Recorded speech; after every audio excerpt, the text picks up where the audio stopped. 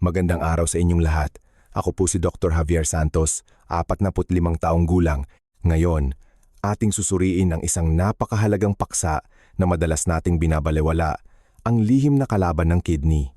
3 gamot na, palihim na, sumisira sa iyong bato.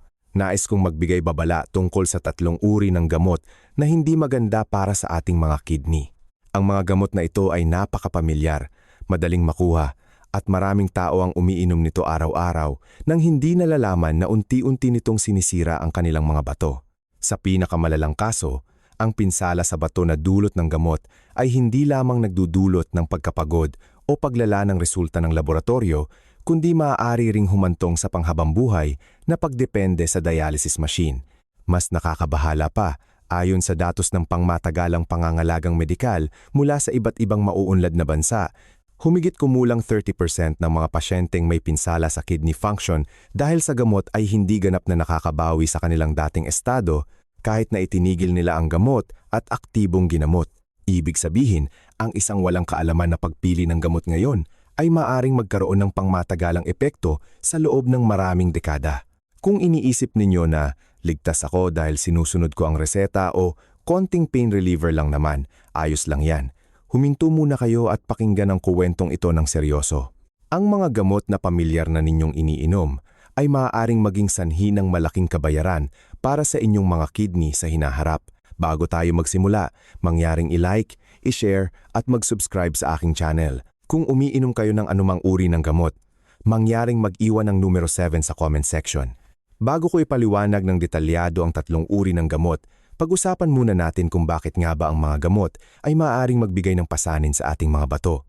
Ang ating mga bato ay parang isang water purification plant na walang tigil na gumagana sa buong araw.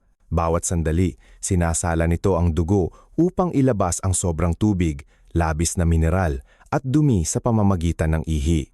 Ngunit may isang katotohanan na hindi napapansin ng maraming tao.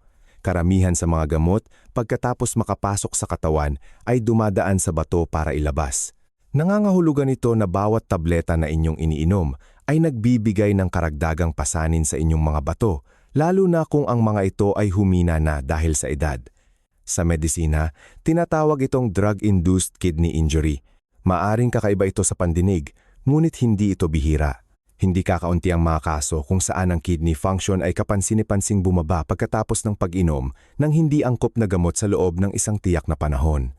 At ang palagi kong iniisip ay ang katotohanang humigit kumulang 30% ng mga pasyenteng nagkaroon ng pinsala sa bato dahil sa gamot ay hindi nakakabawi ng ganap kahit na itinigil ang gamot at aktibong ginamot. May isang bagay akong nais na lubos ninyong maunawaan, hindi masama ang gamot. Maraming gamot ang nakapagligtas ng buhay, nakapagkontrol ng sakit at nakapagpahaba ng buhay. Ang problema ay hindi sa gamot mismo, kundi sa paraan ng paggamit natin ito. Ang paggamit ng gamot nang hindi tinitingnan ang mga side effect at tinitingnan lamang ang agarang epekto ay parang pagmamaneho nang nakatingin lang sa harap at hindi tinitingnan ang side mirror. Sa kalaunan, tiyak na magkakaroon ng panganib, lalo na sa mga matatanda. Dahil mas mahina ang kidney function kumpara noong bata pa, napakahalagang maunawaan kung ano ang epekto ng gamot na kanilang iniinom. Ito ay hindi lamang para protektahan ang sarili, kundi para na rin maibahagi ang tamang kaugalian sa paggamit ng gamot sa pamilya at mga anak. Kung titingnan ang datos ng pagsusuri sa pinsala sa bato na dulot ng gamot, may isang graph doon na palagi kong pinag-iisipan ng malalim. Sa graph na iyon, ang chemotherapy drugs ay nasa ikalawang pinakamataas na posisyon, ngunit hindi natin tatalakayin ito ngayon. Karamihan sa inyong nanonood ng video na ito ay hindi gumagamit ng mga gamot na iyon. Sa halip, magtutuon ako sa 3 uri ng gamot na napakakaraniwan sa pang-araw-araw na buhay at madalas na ginagamit lalo na ng mga nasa edad 45 pataas.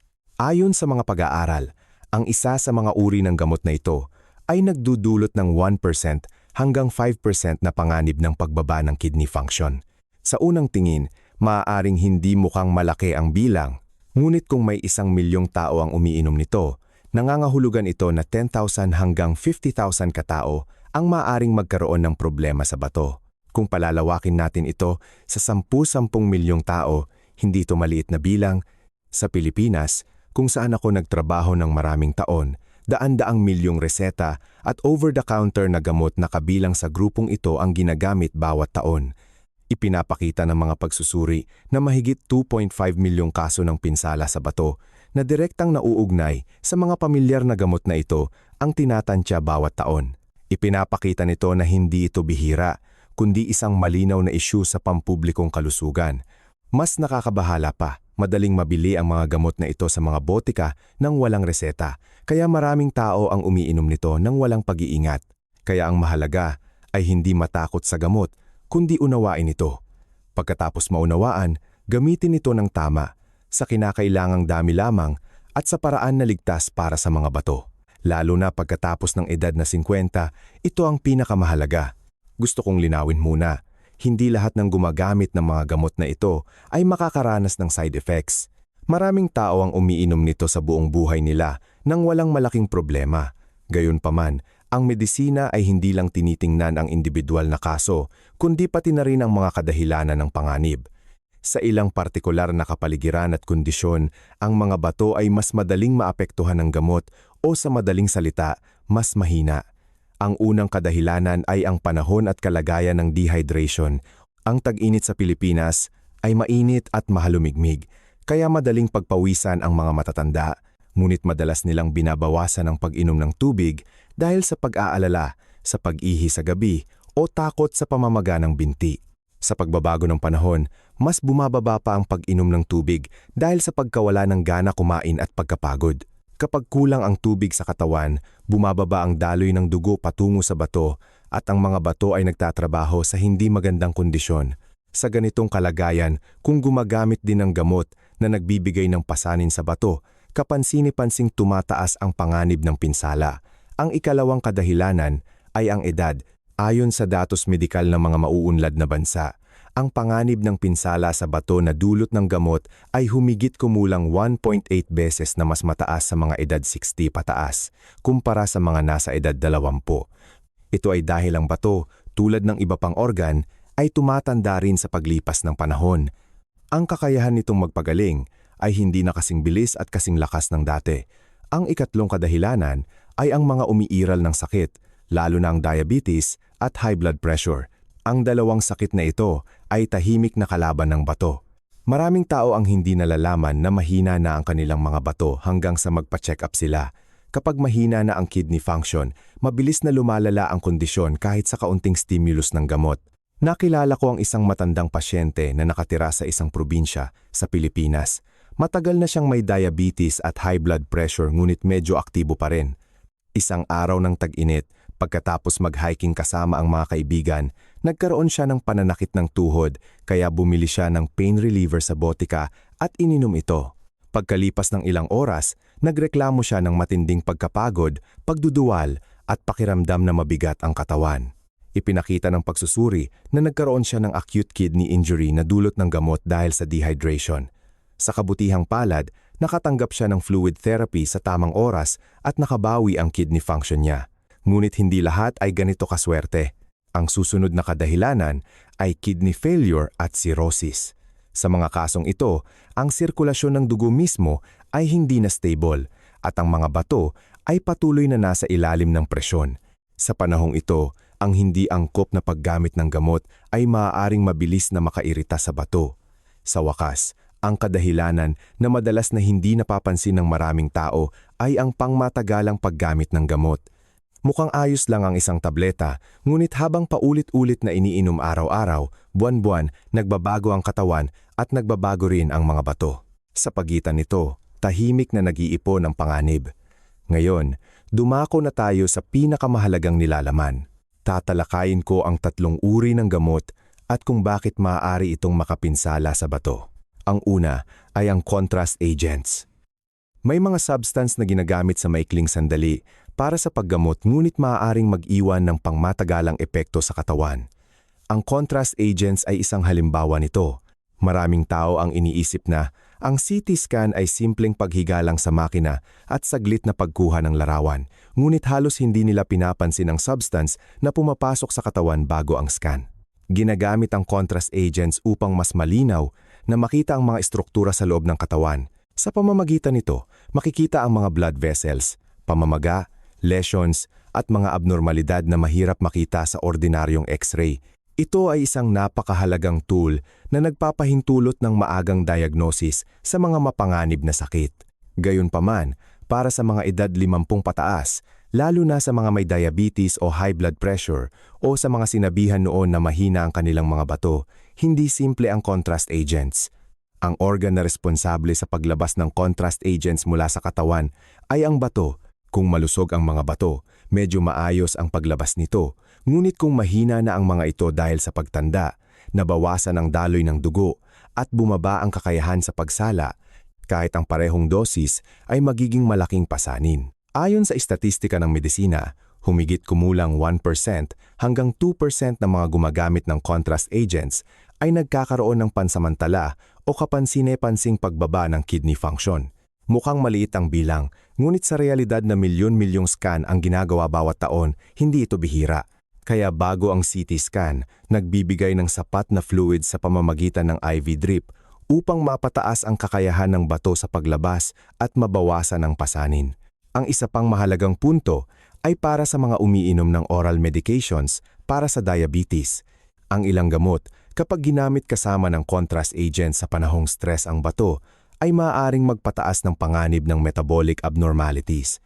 Kaya sa aktual na practice, madalas na pansamantalang itinitigil ang ilang partikular na gamot bago ang scan at muling ginagamit pagkatapos maging stable ang bato.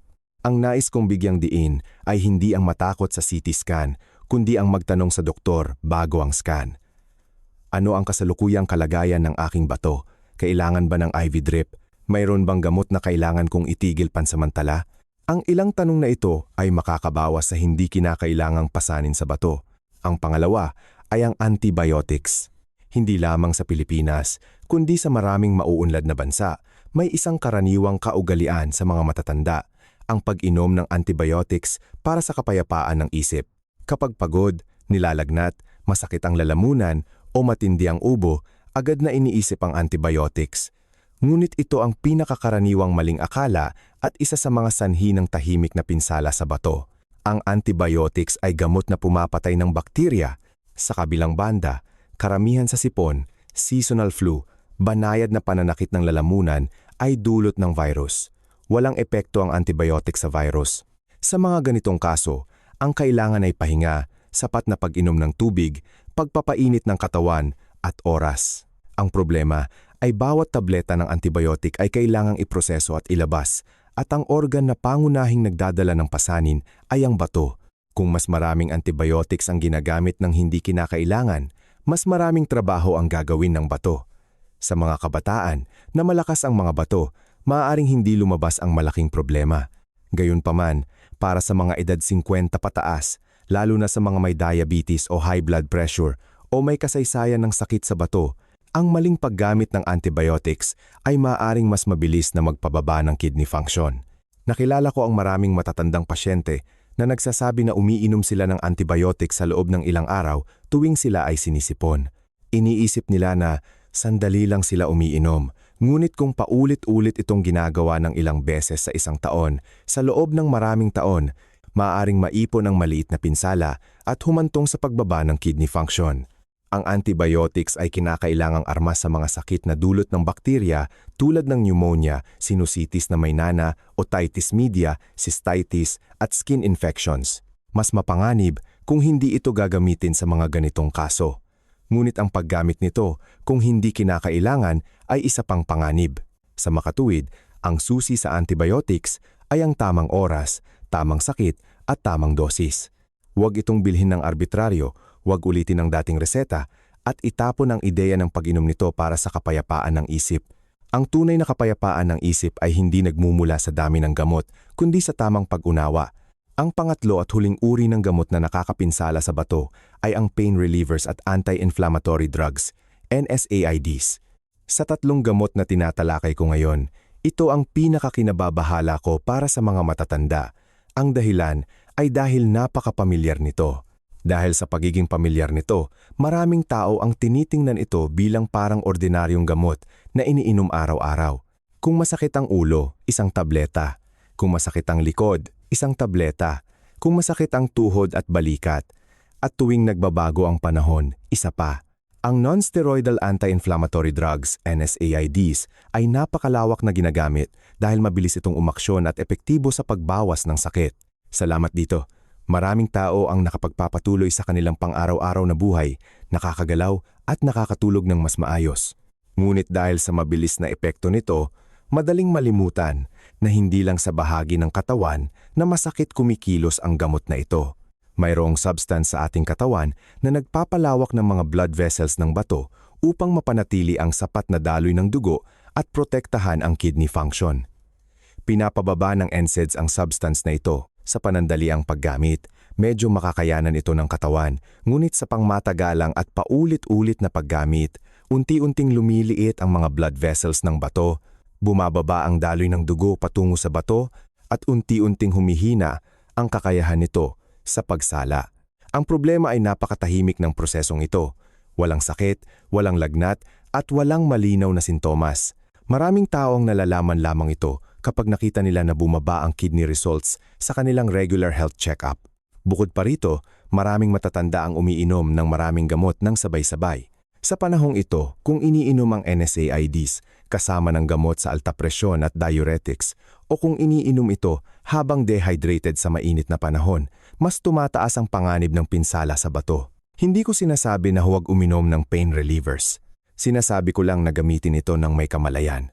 Huwag itong inumin ng tuloy-tuloy sa loob ng maraming araw nang walang konsultasyon sa doktor. Huwag itong ituring na parang candy. Kung matagal ang sakit, unahin ang paghahanap ng sanhi kaysa sa pagpigil sa sakit. Pagkatapos marinig ang lahat ng ito, maraming tao ang magtatanong, kung gayon ano ang dapat kong gawin?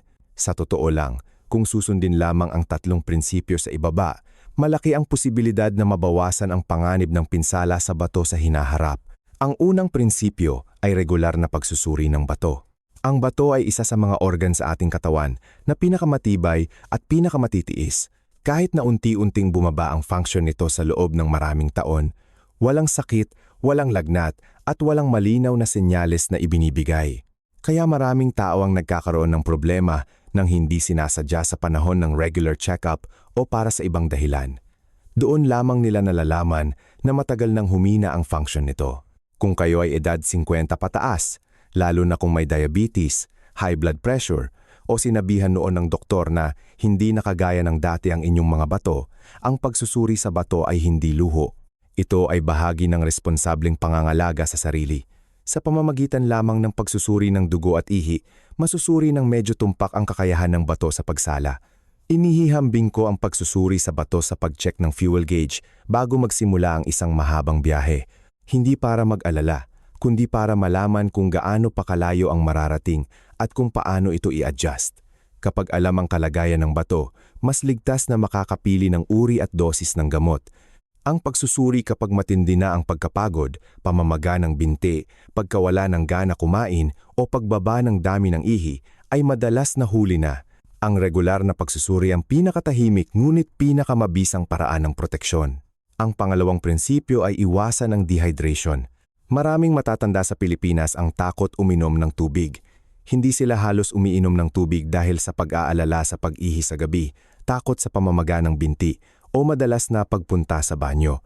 Ngunit para sa mga bato, ang kakulangan sa tubig ay maaaring mas mapanganib kaysa sa labis na pagtatrabaho. Kailangan ng bato ang tubig upang salain ang dugo at ilabas ang dumi. Sa kalagayan ng dehydration, bumababa ang daloy ng dugo patungo sa bato at nahihirapan itong magsala. Sa ganoong kalagayan, kung umiinom pa ng gamot, lalo na kung ang gamot ay inilalabas sa pamamagitan ng bato, ang mga bato ay nagtatrabaho sa napakahirap na kondisyon. Kung maipon ang pasanin na ito, hahantong ito sa pinsala. Sa karamihan ng matatanda, kung walang espesyal na paghihigpit, kinakailangan ng humigit kumulang 1.5 litro hanggang 2 litro ng pag-inom ng tubig bawat araw. Hindi kailangang inumin ng sabay-sabay o pilitin ang sarili. Inumin ito ng paunti-unti sa buong araw at bantayan ang senyales ng katawan. Kung ang kulay ng ihi ay mapusyaw na dilaw, karaniwan ng sapat ang hydration. Gayun din, unahin ang tubig o mga inumin na walang iritasyon. Ang caffeine at alak ay maaaring palalain ang dehydration nang hindi mo nalalaman. Para sa mga bato, mas mahalaga ang matatag at tuloy-tuloy na kaugalian kaysa sa mabilis at malakas na pamamaraan. Ang pangatlong prinsipyo ay alamin ng eksakto ang gamot na iniinom ko. Sa loob ng mahigit 30 taong pagpapagamot, madalas kong nakikita ang maraming matatanda na umiinom ng gamot araw-araw, ngunit hindi alam ang layunin ng gamot, ang mga side effect nito, o kung kailan kailangang magtanong muli. Hindi kalaban ng gamot. Maraming gamot ang nagkokontrol ng sakit, nagpapahaba ng buhay, at nagpapataas ng kalidad ng buhay. Gayunpaman, ang gamot ay nakakatulong lamang kapag ginagamit sa tamang tao, sa tamang dosis, at sa tamang oras. Kung hindi mo lubos na naiintindihan ang gamot, patuloy kang iinom nito ng mas matagal kaysa sa kinakailangan o panatilihin ang kombinasyon na hindi tugma sa kasalukuyang kondisyon ng iyong katawan. Palagi kong sinasabi sa aking mga pasyente na magtanong, bakit ko iniinom ang gamot na ito? Gaano karami ang dapat kong inumin? Ano ang epekto nito sa aking mga bato? Ano ang mga sintomas na dapat kong ipagbigay alam muli? Ang mga tanong na ito ay hindi kailanman nakakabigat sa doktor. Sa halip, ginagawa nitong mas ligtas ang paggamot. Nagbabago ang ating katawan ayon sa edad. Walang garantiya na ang gamot na angkop sa loob ng 10 taon ay siya pa ring pinakamahusay ngayon. Kapag naiintindihan mo ang iyong gamot, maaari kang makipagpasyahan sa doktor kung kailan mo ito dapat ipagpatuloy, i-adjust o itigil. Ang pag-unawa sa gamot ay ang paraan upang protektahan ang iyong mga bato at ang iyong pangmatagalang kalusugan. Ito ay para sa iyong sarili at para na rin sa iyong mga anak at apo upang matiyak na ang kanilang mga magulang at lolo't lola ay nabubuhay ng malusog at may kaalaman. Kahit gaano kaingat tayo sa buhay, ang bato ay isang napakatahimik na organ. Halos hindi ito nakakaramdam ng sakit. Mahirap malaman kung may problema, kaya ang mga hindi direktang senyales na lumalabas sa labas tulad ng proteinuria ay mas mahalaga. Ito ay isang pagkakataon na ibinibigay sa atin upang baguhin ang direksyon bago pa huli ang lahat. Sa lahat ng mga unang senyales na nauugnay sa bato, may isang senyales na sa tingin ko ay pinakamadalas na binabalewala. Ito ay ang protina sa ihi, proteinuria. Maraming tao, kahit na nabigyan na ng babala, ay binabaliwala ito dahil wala silang nararamdamang sakit o pagkapagod. At kapag bumalik sila, madalas na hindi nakagaya ng dati ang kanilang mga bato. Mangyaring pakinggan ng mabuti ang susunod na nilalaman. May isang numero akong gustong maalala ninyo. Sa mga taong may pangmatagalang proteinuria, humigit kumulang 14% ang tuluyang magpapagamot ng dialysis kung walang sapat na interbensyon. Ang bilang na ito ay hindi para maghasik ng takot, kundi para linawin na ang proteinuria ay hindi kailanman isang bagay na maaaring balewalain. Ang proteinuria ay senyales na may pinsala na ang mga bato at hindi ito mawawala ng kusa kung balewalain natin. Maraming tao ang hindi sinasadyang nakakatuklas ng proteinuria. Ito ay kapag sinabi ng doktor sa regular na health check-up na may protina sa kanilang ihi. O kaya naman, ang mga pasyente ng diabetes o high blood pressure na regular na sumusubaybay sa kanilang kidney function ay nalalaman na hindi na malinis ang resulta ng kanilang ihi kagaya ng dati. Ang pinakamadalas kong tanong ay ito. Sa kasong ito, ano ang dapat kong gawin? Seryoso ba ito? Kailangan ko ba itong alalahanin ngayon? Ngayon, nais kong pag-aralan ang problemang ito mula sa ugat. Higit pa sa pagsagot kung gaano kapanganib ang proteinuria, gusto kong tulungan kayong maunawaan ng malinaw kung ano ang proteinuria, bakit ito nangyayari, kailan kayo maaaring maging panatag at kailan kayo dapat kumilos, at kung paano kayo dapat kumilos. Pagkatapos ninyong marinig ang lahat ng ito, umaasa akong mababawasan ang malabong pag-aalala at sa halip, mawawala rin ang pagiging kampante.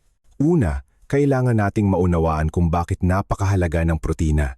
Ang katawan ng tao, mula sa buhok, balat, kalamnan, hanggang sa mga organ, ay karamihan ay binubuo ng protina. Ang protina ay hindi lamang simpleng materyal, kundi kasangkot ito sa maraming funksyon na nagpapanatili ng buhay. Kaya, sinisikap ng ating katawan na panatilihin ang protina sa loob hanggat maaari at hindi ito ilabas.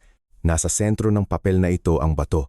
Ang bato ay hindi lamang isang organ na gumagawa ng ihi. Ito ay isang napakadetalyadong sistema ng pagsala. Humigit kumulang 150 litro ng dugo ang dumadaan sa bato bawat araw. Sa dugo na iyon ay may tubig, asin, dumi, at mahalagang substance na kailangan protektahan. Ang protina ay isa sa mga ito.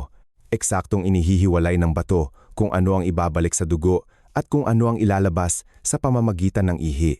Bukod pa rito, ang bato ay naglalabas ng hormone na nagpapasigla sa produksyon ng red blood cells, tumutulong sa calcium absorption upang palakasin ang mga buto at nagpapanatili ng presyon ng dugo sa pamamagitan ng pagkontrol sa tubig at asin sa katawan.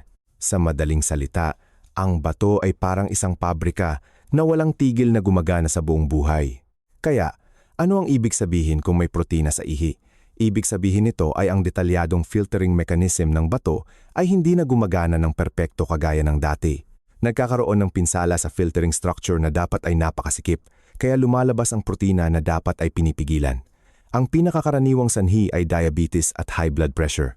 Ang dalawang sakit na ito ay mabagal umunlad, ngunit tahimik na nakakapinsala sa maliliit na blood vessels ng bato sa loob ng maraming taon na nagpapababa ng kidney function bawat taon. Bukod dito, ang chronic glomerulonephritis o mabilis na lumalalang sakit sa pamamaga ng bato ay maaaring direktang makasira sa filtering structure ng bato.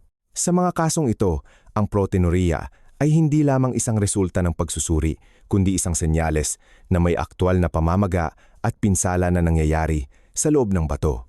Maraming tao ang nagtatanong, kung may protina na lumalabas, ano ang magiging partikular na resulta? Hindi agad lumalabas ang mga resulta, ngunit naiipon ito sa paglipas ng panahon. Ang diabetes at high blood pressure mismo ay nagpapataas ng panganib ng stroke at sakit sa puso. Dagdag pa rito, ang patuloy na proteinuria ay nangangahulugan na unti-unting humihina ang mga bato at malaki ang panganib na umunlad ito sa malubhang kidney failure. Naobserbahan sa mga pangmatagalang pag-aaral na ang mga taong may mataas na antas ng proteinuria ay may mas mataas na posibilidad na makatanggap ng dialysis treatment pagkatapos ng 15 taon kumpara sa mga walang proteinuria. Sa mga kaso ng malubhang proteinuria, higit sa 1 sa 10 ang tuluyang magpapagamot ng dialysis. Kahit na mababa ang antas, mayroon pa ring panganib at hindi ito maaaring baliwalain. Ang bagay na lagi kong binibigyang diin sa aking mga pasyente ay ito. Ang negatibong resulta sa proteinuria ay hindi nangangahulugan na ganap na malusog ang mga bato. Ang ilang sakit sa bato ay maaaring tahimik na umunlad kahit walang proteinuria. Sa makatuwid, ang pagsusuri ng ihi ay isang napakahalagang tool, ngunit dapat itong ipakahulugan sa loob ng pangkalahatang kalusugan ng individual. Pagkatapos makatanggap ng resulta ng pagsusuri ng ihi, maraming tao ang nalilito sa mga label tulad ng negative, trace, 1+, 2+. Sa clinical practice, ang proteinuria ay nahahati sa mga yugtong ito. Ang negative o trace stage ay madalas na hindi nangangailangan ng agarang pag-aalala. Gayunpaman, kung 1+ o mas mataas, kinakailangan ang detalyadong pagsusuri. Kung ang resulta ay 1+, ang pinakamahalagang susunod na hakbang ay hindi magpanik, kundi muling suriin ang unang ihi sa umaga. Dahil walang pag-inom ng pagkain at tubig sa pagtulog, ang ihi sa umaga ang pinaka-concentrated. Kung mawala ang protina sa ihi na ito, malaki ang posibilidad na ito ay physiological proteinuria na lumabas dahil sa pansamantalang kadahilanan tulad ng ehersisyo, stress o lagnat. Sa kasong ito, medyo makakapagpahinga, ngunit kinakailangan ang regular na pagsubaybay. Sa kabaligtaran, kung ang protina ay patuloy na lumalabas na 1+ o mas mataas sa ihi sa umaga, malakas itong nagpapahiwatig ng pathological proteinuria. Sa panahong ito, malaki ang posibilidad na talagang may pinsala ang mga bato at kinakailangan ang karagdagang pagsusuri. Sa pang-araw-araw na buhay, ang maliliit na senyales na maaaring magpahiwatig ng proteinuria ay mas malapit kaysa sa iniisip. Ang pinakakaraniwan ay ang bula sa ihi. Kung napakarami ng bula sa ihi, malaki ang laki ng bula, at hindi ito madaling nawawala sa paglipas ng panahon, kailangan itong pag-isipan ng isang beses at huwag lang itong balewalain. Maaaring magkaroon ng kaunting bula sa normal na ihi, ngunit kung may protina na kasama, mas siksik ang bula at mas matagal itong nananatili. Ang isa pa ay ang pagbabago sa amoy ng ihi. Minsan, mas malakas ang amoy o kakaibang matamis ang pakiramdam kumpara sa dati. Hindi makumpirma ang proteinuria sa pamamagitan lamang ng mga pagbabagong ito, ngunit malinaw na sapat ito para magpa-check up. Ang problema ay maraming tao ang binabaliwala ito sa pag-iisip na, baka dahil lang sa hindi maganda ang pakiramdam ko ngayon o baka dahil lang sa tumatanda na ako. Kung mahirap agad na bumisita sa ospital o medical facility, madali na ngayong makakuha ng simpleng urine test strips na maaaring gamitin sa bahay. Maaari itong bilhin sa mga botika o online at napakasimple lang ng paggamit nito. Pagkatapos kumuha ng ihi sa malinis na tasa, ilubog sandali ang test strip at tingnan lamang ang pagbabago ng kulay. Siyempre, hindi mapapalitan ng ganitong test tool ang doktor. Ngunit bilang isang paunang screening tool para sa pag-check ng sariling kalagayan, sapat na itong makabuluhan. Lalo na sa mga matagal nang may diabetes o high blood pressure o sa mga sinabihan na dati tungkol sa kidney results sa nakaraang pagsusuri, ang maliit na pag-check na ito ay maaaring magkaroon ng malaking pagkakaiba. Kung pinaghihinalaan o kumpirmado ang pathological proteinuria sa pamamagitan ng pagsusuri, ang susunod na hakbang ay mas tumpak na pagsusuri. Karaniwan, susukatin ang kabuuang dami ng protina na inilalabas sa loob ng 24 oras sa pamamagitan ng pagkuha ng lahat ng ihi sa loob ng isang araw at pagsusuri nito. Medyo tumpak na ipinapakita kung gaano kalaki ang pasanin na dinadala ng bato. Ang bilang na ito ay napakahalaga sa pagtukoy ng antas ng pinsala sa bato. Kung ang protina na inilalabas bawat araw ay lumampas sa 0.5 gramo, kinakailangan na ang pag-iingat at lalo na kung lumampas ito sa 1 gramo, ang panganib ng pamamaga ng bato o structural damage ay itinuturing na mataas. Sa puntong ito, ang pagkuha ng tamang direksyon ng paggamot sa maagang yugto nang walang pagkaantala ang magtatakda ng kalusugan ng bato sa susunod na ilang taon o dekada. Sa ilang kaso, maaaring sabihin sa inyo na kinakailangan ang kidney biopsy. Maraming tao ang natatakot sa salitang biopsy, ngunit sa totoo lang, ito ay isang mahalagang pagsusuri na pinakatumpak na nagpapakita ng sanhi ng pinsala sa bato. Sa tulong ng ultrasound o imaging equipment, kinukuha ang napakaliit na tissue ng bato at sinusuri ito sa ilalim ng mikroskopyo upang malaman kung anong uri ng pamamaga ang naroroon at kung gaano kalaki ang pinsala. Sa pamamagitan nito, makakapili tayo ng paggamot batay sa ebidensya, hindi sa malabong hula. Mas mainam na unawain ito bilang isang proseso upang makakuha ng tumpak na direksyon sa halip na pag-aalala. May isang bagay akong gustong bigyang diin sa bahaging ito. Ang proteinuria ay hindi isang hatol. Hindi ito nangangahulugang tapos na. Ang proteinuria ay isang senyales na ipinapadala ng bato at depende sa kung gaano kaaga ninyo ito malalaman, malaki ang pagbabago sa hinaharap. Sa katunayan, maraming pasyente ang nakakatuklas ng proteinuria sa medyo maagang yugto at matatag na napapanatili ang kidney function sa loob ng maraming taon sa pamamagitan ng matatag na pamamahala ng blood sugar at blood pressure, pagsasaayos ng dieta at lifestyle, at paggamit ng kinakailangang paggamot. Kahit na pareho ang proteinuria, ang resulta ay maaaring maging ganap na magkaiba depende sa kung paano ito tinugunan. Ang bato ay gumagawa ng napakaraming bagay sa ating katawan, ngunit nakakagulat na tahimik na organ. Sa karamihan ng kaso, halos hindi ito nakakaramdam ng sakit. Mahirap malaman kung may problema. Kaya, ang mga hindi direktang senyales na lumalabas sa labas, tulad ng proteinuria, ay mas mahalaga. Ito ay isang pagkakataon na ibinibigay sa atin upang baguhin ang direksyon bago pa huli ang lahat. Kung kayo ay edad 50 pataas o may diabetes o high blood pressure, iminumungkahi ko na tanggapin ninyo ang pagsusuri ng ihi bilang bahagi ng regular na pangangalaga sa kalusugan at hindi isang espesyal na bagay. Hindi para maghasik ng takot, kundi para pangalagaan ang inyong katawan sa isang proactive na paraan. Sa paggawa nito, mapapanatili ninyo ang isang mas malusog at mas magaan na buhay at ang inyong mga anak at apo ay makakapagpahinga rin nang panatag na ang kanilang mga magulang at lolo't lola ay pinangangalagaan ng maayos.